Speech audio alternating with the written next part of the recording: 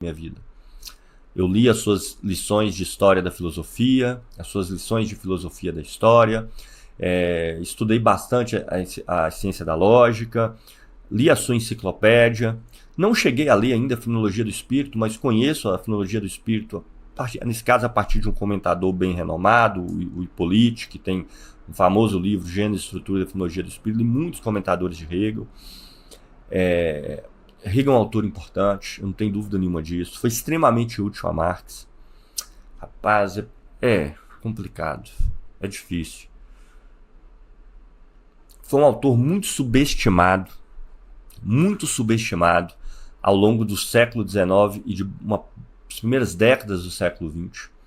Mas hoje se atribui um peso tão grande a Hegel, que é de um papel histórico que ele não teve, de uma influência histórica que ele não teve, e no interior do marxismo transforma-se quase que Marx em um hegeliano, ou seja, transforma-se a influência que Hegel teve em Marx, que é real, quase que em Marx como continuador do Hegel, que só fez algumas adequaçõezinhas ali.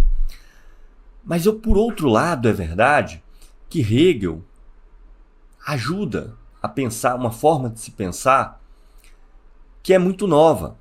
Então dá para defender colocar Hegel aqui, tá? Mas é muito nova, vírgula.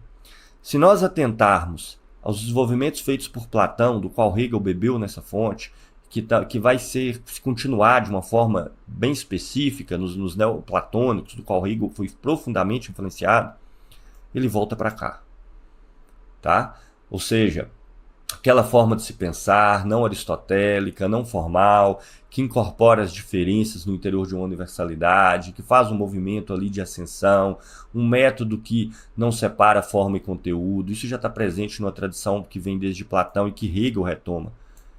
Por ter retomado isso, ele tem uma importância histórica importante. Mas, ao mesmo tempo, Hegel não consegue influenciar a história do seu tempo. A maior influência que ele acaba tendo é em Marx, porque as pessoas que foram por ele influenciadas foram muitas, Michelet, vários outros, acabam perdendo espaço muito rapidamente, né? Schelling domina a Universidade Alemã e ele volta para cá. Vai ficar aqui. Desculpe aí os que estão perplexos. Mas veja que isso aqui não é hierarquia do melhor e pior, tá, gente? Eu não estou dizendo aqui que Crispo é maior do que Hegel. Estou dizendo que Crispo é subestimado, porque hoje ninguém fala dele. Hegel hoje todo mundo fala, todo mundo estuda o direito sobre base do Hegel. E às vezes as pessoas não se dão conta que, embora Hegel tenha feito coisas extraordinárias, em última instância a concepção do Hegel é um exotismo. Não tem como você levar aquilo ali a sério nem por um só segundo. Inclusive os hegelianos mais recentes criaram a interpretação de Hegel aí, quando Hegel fala Deus, na verdade ele está querendo falar disso, daquilo. Fizeram uma leitura totalmente alegórica de Hegel para poder justificar Hegel, o exotismo da filosofia de Hegel, e mostrar que aquilo ali, na verdade, ele estava falando outras coisas, defendendo outras visões, né? Indo para outras direções. É um autor que eu gosto muito, leio muito, estudo, vou continuar estudando, mas está aqui em superestimado, sim. E ponto final. Aqui nós temos o nosso camarada Heidegger, né? O Heidegger. Eu até tenho os textos do Heidegger ali. O Heidegger, ele na verdade, ele é muito mais importante do que Deleuze, do que Foucault, porque ele está na base dessa coisa toda. Ele é um cara que vai realmente, ao tentar trazer de novo a questão do ser, a questão ontológica no sentido muito específico, mas ele vai ser um crítico dessa tradição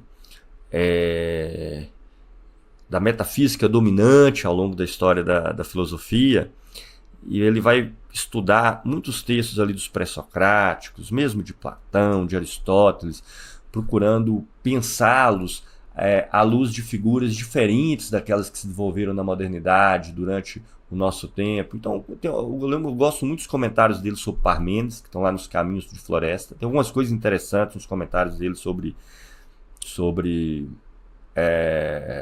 Platão. Mas eu rejeito a filosofia de Hegel completamente. Aliás, eu tenho até preguiça, eu quase não consigo nem ler essa porcaria. Quando aparece lá um está só no Dasein, eu falo, não, eu vou fazer outra coisa da minha vida. Vai beber muito na fonte do Edmund Husserl, não é uma inflexão histórica, é extremamente falado. Então Heidegger ou fica em superestimado ou fica em subestimado. Ele pode ficar em subestimado pelo peso que autores como Foucault têm muito maiores do que ele. Sem Heidegger não teria Foucault, não teria Deleuze, não teria nada disso. Mas não, por birra, a filosofia do Heidegger ele vai ficar aqui, em subestimado.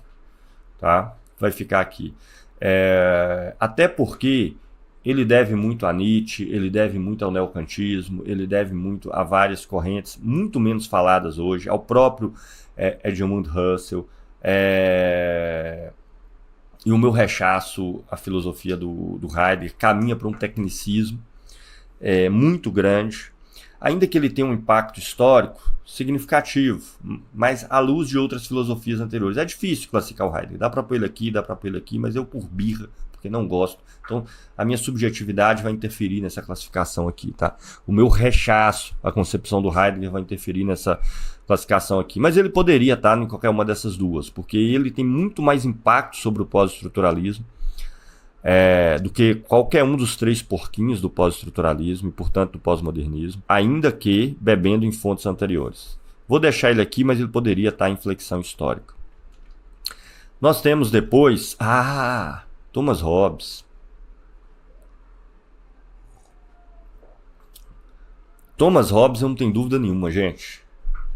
Thomas Hobbes entra em subestimado. Ou será que é inflexão histórica? Estou na dúvida. Como assim, Gustavo? Isso mesmo. Não é pelo Leviatã, tá? Pelo estado de natureza